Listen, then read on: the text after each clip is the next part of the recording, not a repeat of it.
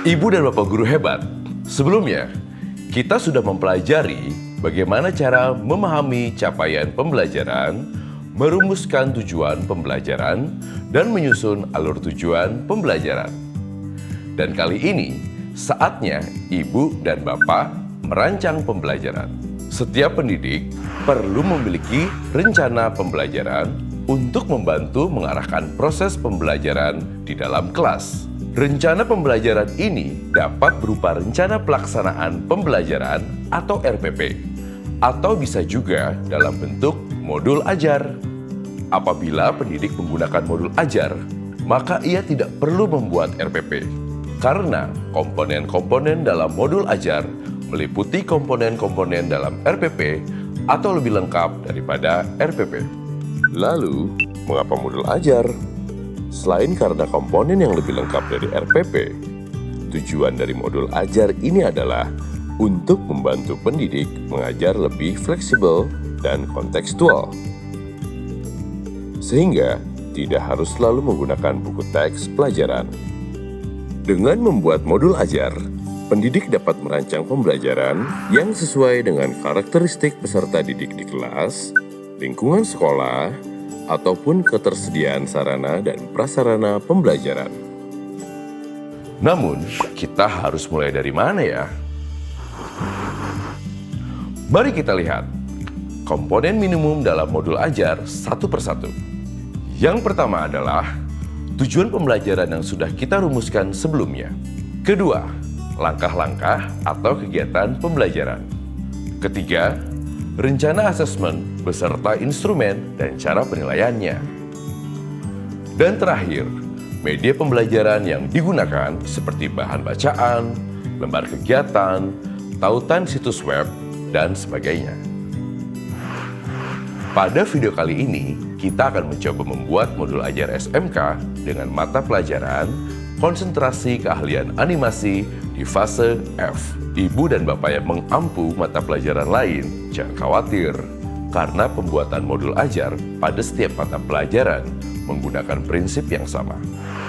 Pada jenjang SMK, khususnya mata pelajaran konsentrasi keahlian, modul ajar dapat dilengkapi dengan bahan ajar atau lembar kerja atau latihan-latihan sesuai dengan konsentrasi atau keahlian yang akan dipelajari oleh peserta didik.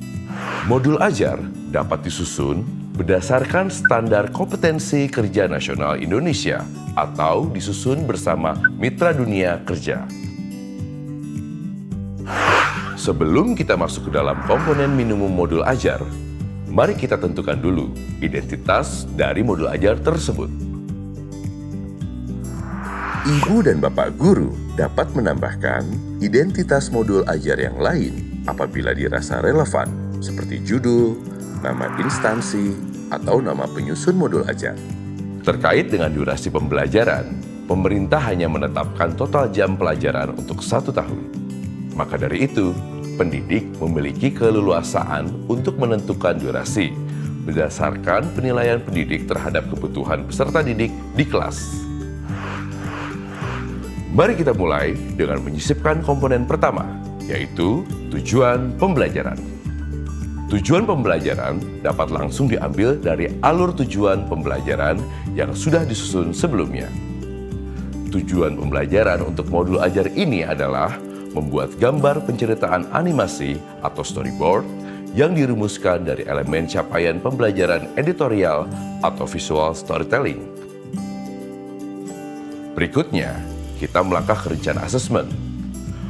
Perlu diingat ya Ibu dan Bapak, bahwa tidak semua jenis asesmen harus digunakan dalam satu modul ajar, tergantung pada cakupan tujuan pembelajaran. Pendidik adalah sosok yang paling memahami kemajuan belajar peserta didik, sehingga pendidik dapat melakukan asesmen sesuai dengan kebutuhan peserta didik masing-masing. Pada contoh modul ajar ini, tercantum rencana asesmen awal, formatif, dan sumatif. Asesmen awal dilakukan sebelum pertemuan 1 dan 2. Asesmen formatif dilakukan pada pertemuan ke-1. Dan asesmen sumatif dilakukan pada pertemuan kedua. Bentuk kegiatan asesmen juga perlu disesuaikan dengan tujuan pembelajaran yang sudah Ibu dan Bapak rumuskan ya. Sebagai contoh tujuan pembelajaran, pada modul ajar ini ialah membuat gambar penceritaan animasi atau storyboard. Jadi, bentuk asesmennya pun harus dapat mengukur tujuan pembelajaran tersebut, yaitu membuat dan mempresentasikan storyboard yang telah dibuat. Tes tertulis dengan menjawab pertanyaan akan menjadi tidak relevan untuk mengukur kompetensi membuat.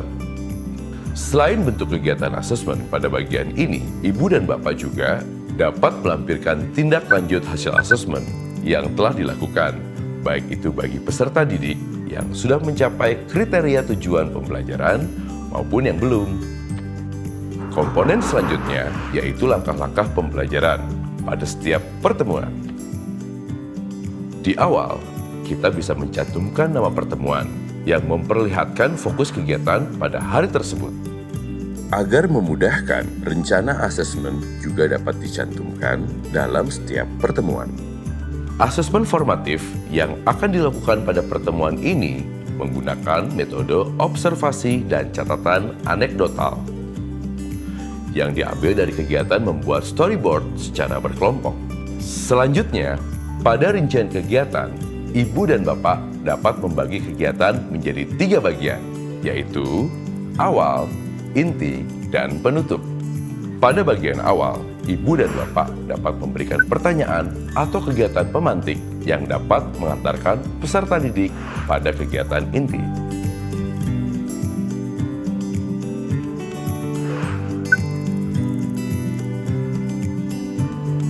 Pendidik dapat mulai melakukan asesmen formatif pada kegiatan awal, kegiatan inti, atau bahkan berfokus pada kegiatan penutup sesuai dengan kebutuhan.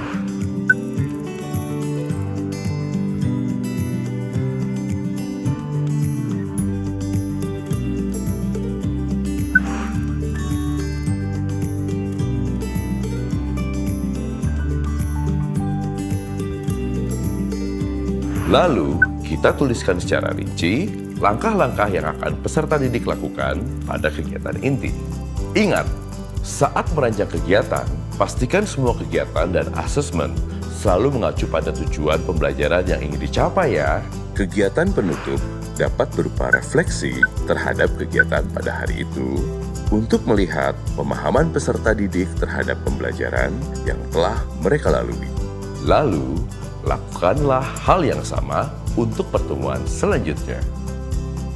Komponen terakhir pada modul ajar adalah media pembelajaran.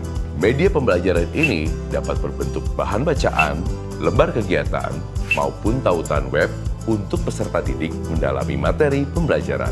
Media pembelajaran dapat dimasukkan ke dalam bagian lampiran bersama dengan instrumen asesmen dan cara penilaian. Nah, lengkap sudah modul ajar konsentrasi keahlian animasi untuk salah satu tujuan pembelajaran. Namun, sebelum merancang modul ajar, coba kita tanyakan kembali, apakah merujuk buku teks dan RPP saja sudah cukup? Atau perlu menggunakan modul ajar? Apakah kita dapat menggunakan langsung atau memodifikasi modul ajar yang telah disediakan? Kalau modul ajar yang telah disediakan sudah sesuai dengan kebutuhan peserta didik di kelas, Ibu dan Bapak tidak perlu lagi merancang modul ajar dari awal.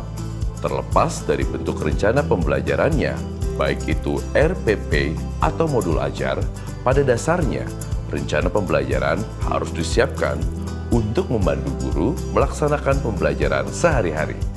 Untuk mencapai suatu tujuan pembelajaran, baik itu rencana kegiatan maupun asesmen.